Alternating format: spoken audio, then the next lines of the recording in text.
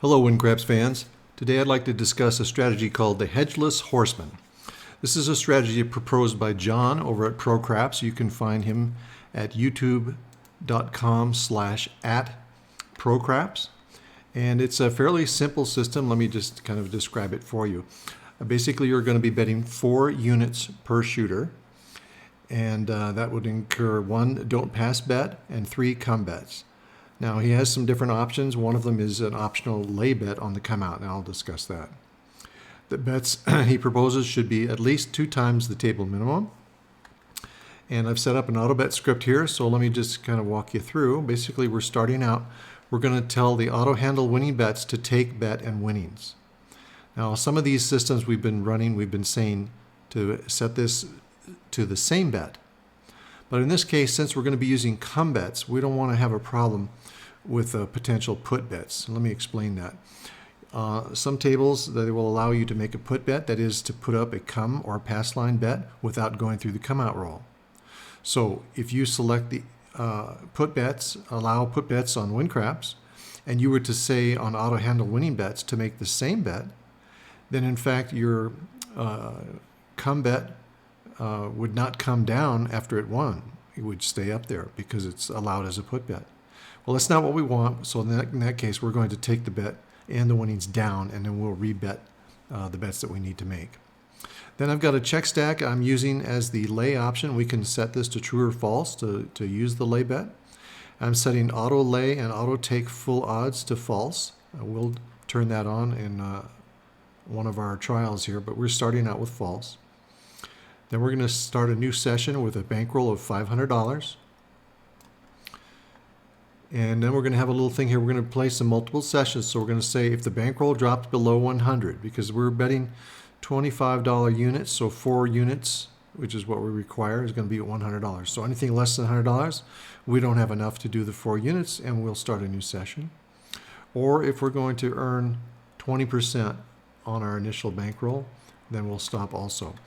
Now, initially, when we're going to look at the bankroll screen, I would like to have the auto betting and auto rolling stop so we can just see what the graph looks like rather than having it automatically renew.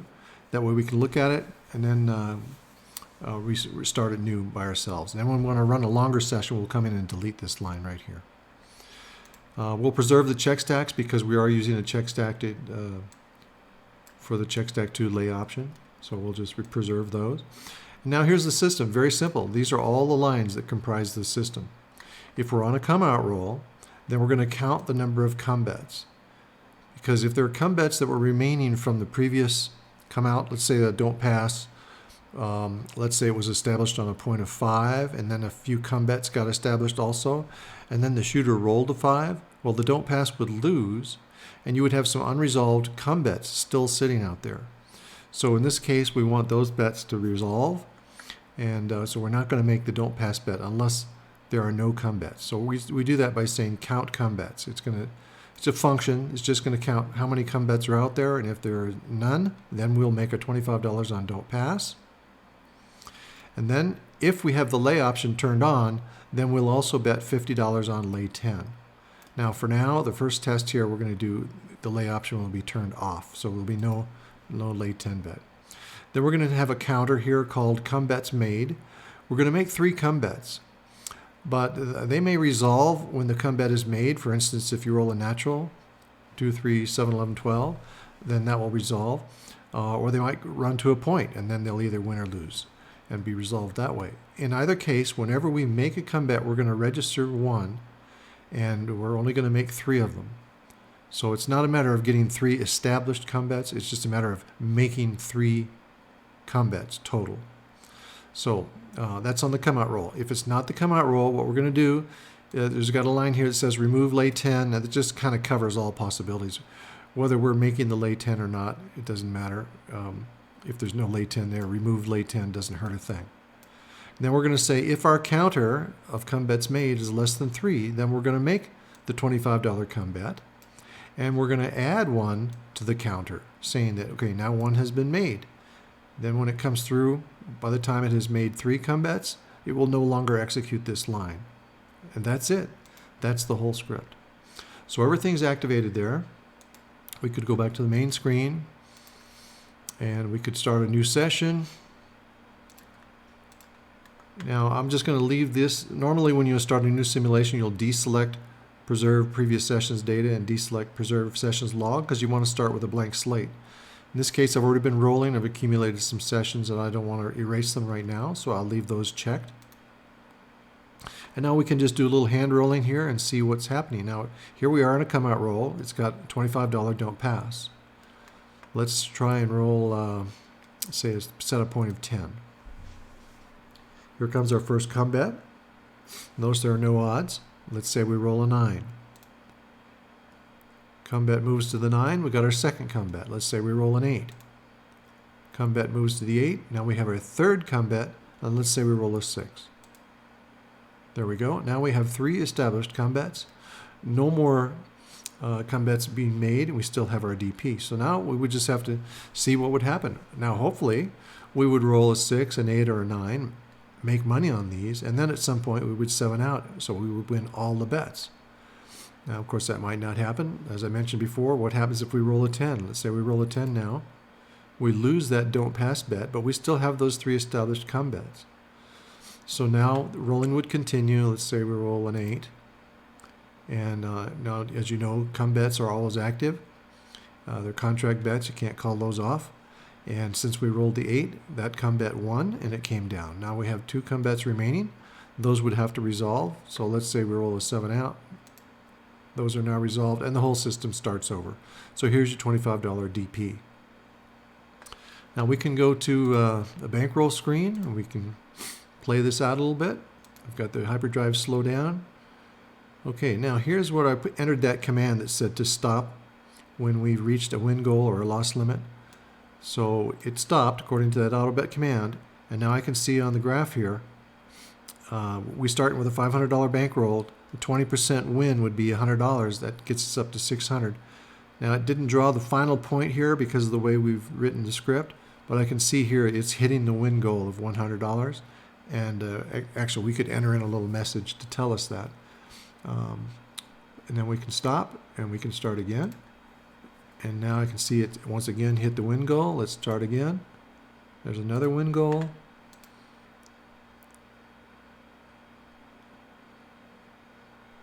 Okay, now you can see that this one here went down considerably, started to recover, and then it just went down and failed too. So again, it's not drawing the last point here because of the way we wrote the file, but I can just tell that this is a matter of it bottomed out.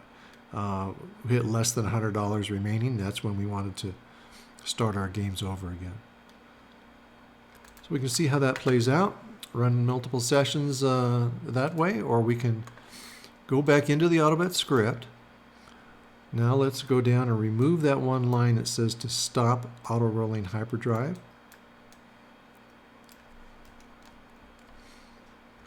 Do a little check script. Looks good. Now we can run through and start the hyperdrive. I'll turn up the speed here and just let it run sessions, accumulate data for us. Then we can go to the sessions log and we can see what we've got. Now, so here I have 10,321 sessions recorded. Of those, 7,816 were winners. So that's a 75.73% win rate. That's pretty good. And if we will start up here looking at the number of rolls, we can see that the average session went 136 rolls. So at 120 rolls per hour, that's just a little bit over an hour. Shortest session was 4 rolls. The longest one was 1,803 rolls long. And you can just see how that plays out. If we look at the amounts won and lost, you can see that the average session lost $35.55. Now here's how they ended up.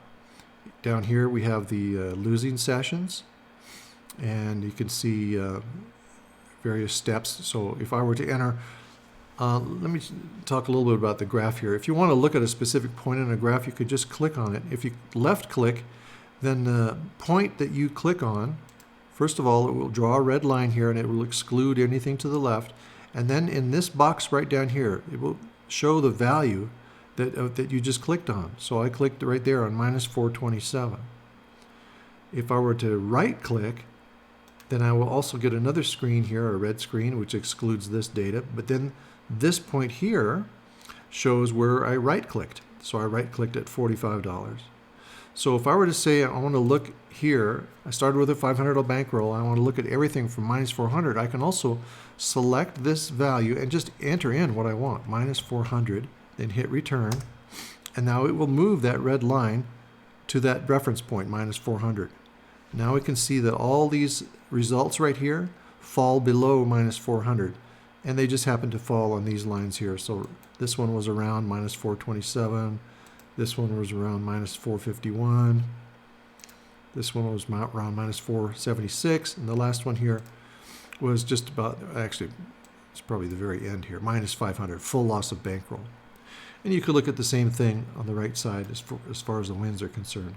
Some of them go a little bit above the $100 win, the 20%, just because of how many bets were out there. Okay, so now let's go back and take a look at our option here of doing the lay. So let's turn this to true. And we can go back and start a new session. Now, when you start a new session here, I just want to make everybody aware of this. When you start a new session, it will automatically initialize your AutoBet scripts. So you don't have to go back to the AutoBet script and reinitialize it. Actually, let me show you that. So if you go to the AutoBet script, if you were to deselect active and reselect it, it will initialize your script. That's true. And you can do that, it doesn't hurt anything, but if you select game new, that will occur automatically. All scripts will be initialized. So now we would start it, since we're now having a new option, we're going to collect some new data, we would turn the preserve options off, and then we would start our hyperdrive and we'd collect all our data. Now I've gone through here and already run that. So let's take a look now at the Hedgeless Horseman with the lay option. And I might notice also, or mention also, that I have the configuration set up for charging the VIG on both winning and losing bets. And here's what we end up with. On 10,000 sessions, we had a win rate of 71.39%, so that's a little bit lower than the basic Horseman that we just looked at. The average loss is 44.41, so that's also a little bit greater. So a lower win rate and a greater loss per session. And we're looking at about minus 1.84% on the advantage. See, also we mentioned the rolls. Let's see if that changed very much.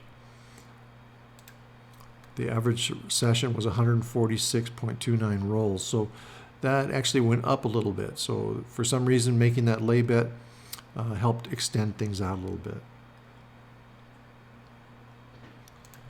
Now, what if we were to say, go to the configuration screen and say, well, maybe we're playing at a table that only charges VIG on wins. So we would come here to the bets tab, select Vigorish, go to lay bets, and we're going to click this option here, charge winning lay bets only. Some tables do that, and if they do, of course, it's going to help considerably. The EV on a lay 10 bet, charging VIG on both win and loss, is minus 2.44. If you switch it to just charging VIG on win only, it's going to drop to minus 1.67, so it's much better. So if we then rerun our sessions, then we will get to this kind of data. Let me pull up the other one I've done here with the VIG on win only. And now we can see that the number of rolls per session stayed about the same, 146, no change there. Win rate looks like it's about the same, 71.94. If we go to the amounts won and lost, now we can see that it lost less. Instead of minus 44, now it's minus 40.8. So the lessened VIG indeed helped us out.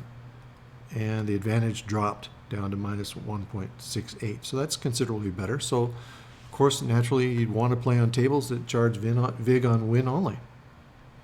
Now, how about another thing here? How about, I don't believe John in his videos used any odds on the Horseman. But what if we turn those odds bets on? Let's take a look at that. Let's go to the script. And let's try one where we're actually going to leave the lay bet option off. And let's turn the odds on. So we need the lay odds and the take odds because we're doing a DP and come bets. So now all the odds are going to be on, and then we can come back once again, select new. Don't preserve the data because it's going to start a new session, a new simulation, and we'll start the hyperdrive, collect all our data, and then we'll go back to the sessions log. So this time, let me pull up the odds bet. Here we have another 10,000 sessions. Now the win rate went back up to 74.83. If we look at the number of rolls, wow, dropped considerably. We've got 14 rolls average per session. So think about that. If we're betting $25 DP and $25 come bets, and we're on this table is configured for 3, 4, 5 times odds. If you have a point of 6 and you got $25 on there and you're going to bet 5 times odds, you've got $125 in odds out there and you've only got a $500 bankroll, wow, you're going to go through your bankroll really quick. So that's exactly what we're seeing right here. So 14 rolls average per session. And the result of that is that the average session here lost $12.11. You can see the distribution of losses and wins here. And that the advantage actually was minus 1.74. So you would have expected with the odds bets that would have improved, but it did not. So that could be a result of many factors. It probably has something to do with our bankroll. So how about we come back in now and let's change our bankroll. Let's just say we're going to bet odds. We need more bankrolls. So let's change this 500 to 1,000. And then again, come back here. We'll start a new game. Deselect the preserve sessions data and sessions logs. Then we'll run the hyperdrive, collect our data, off to the sessions log, and this time here's our results of odds with a $1,000 bankroll. Now, get 10,000 sessions. Now we've increased our win rate up to 77.79%. That's the highest we've seen so far. The rolls, we're looking at now an average of 41.05 rolls per session. So that's increased considerably from 14. And presumably then if we had a higher bankroll yet, this would go up even more. Now let's look at the amounts won and lost. And here we can see the average session now lost 22.44. So it's up a little bit from the previous one, but of course we're having more bankroll and we're betting more, so that's to be expected. But how does it all come out with the advantage? Wow, now it's dropped considerably here. Now we can see that the odds are really taking effect, and we're looking at an advantage of minus 1.02. So that's pretty good system. So I wrote all these down on the Excel spreadsheet here. We just can kind of take a look at the numbers that I just talked about. So this is the Hedgeless Horseman with $500 bankroll, except for this very last one here. It has a $1,000 bankroll. There's the plain Hedgeless Horseman. Here's the rolls per session, 133, win rate 76, the net per session, and the advantage. And then we have the lay bet, and here's the lay bet with the VIG charged on the win only. Here's the odds, 3, 4, 5 times odds. And here's also 3, 4, 5 times odds with a $1,000 bankroll. So again, you can see our best result was right down here, was to make sure that we have enough bankroll to cover the bets we want. And we got down to a minus 1.02 on the advantage. Now the expectation, 3, 4, 5 times odds. Let's see, we should be able to see that up here. Go to the contents, table of odds and house advantages. If we look here, 3, 4, 5 times odds on the DP should be 0.274%, and on the come bets should be 0.374. So the expectation is actually quite a bit less. But that's still pretty good, the 1%. And again, we might be able to lower that more by increasing the bankroll and get a little more efficiency out of that. But it may also be that the don't pass and the come bets are actually interfering with each other a little bit. And let me explain this. Let's come in here and say, if I were to take and make a $20 buy bet. So here's $20, take the buy button, click on it. Now I've got a $20 buy bet. It's going to be $1 worth of VIG. Now let's make a $40 lay bet.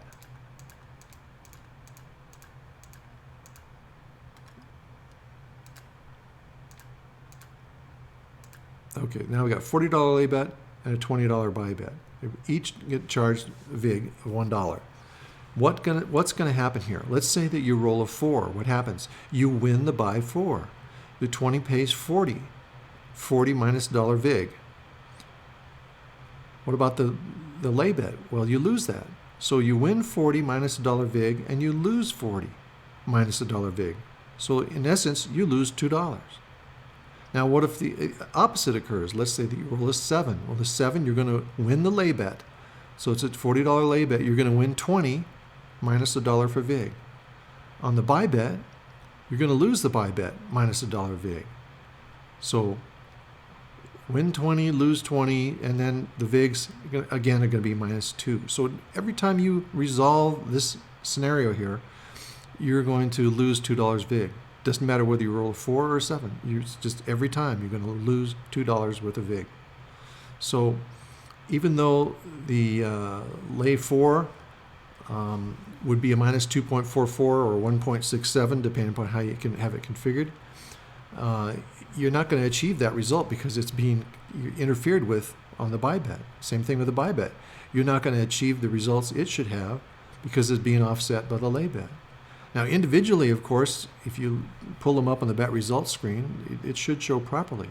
But when you're doing the total results, the combined results on a session and looking at the results on the session, then they do interfere with each other. So you're never going to have a win on a system like this, ever.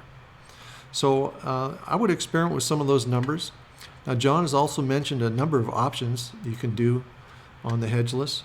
And one of them was setting a different ratio of bets. So, for instance, instead of betting $25 DP and then $25 come bets, maybe you would bet $100 DP and $25 come bets. Or maybe you could bet $20 DP and $5 come bets. And the different ratios kind of spread out the way that the wins go. You're able actually to encounter the 7 further down from the initial come out and still make some money when you have a greater ratio of DP to come bets. Also, I believe he mentioned once you get a number of come bets up there, you kind of have transitioned basically from the don't pass or the don't side to the do side. And if things keep going, you could add on some other bets. Maybe you want to increase the number of come bets, or maybe you want to take some odds, or maybe you want to add in a place bet or two. You can experiment with that as well. So I think that's about all I can say for this. John does have a number of videos posted that talk about the Hedgeless Horseman, and I believe there are some other people who've posted some as well. So I hope you found that interesting. Thanks for watching. Bye.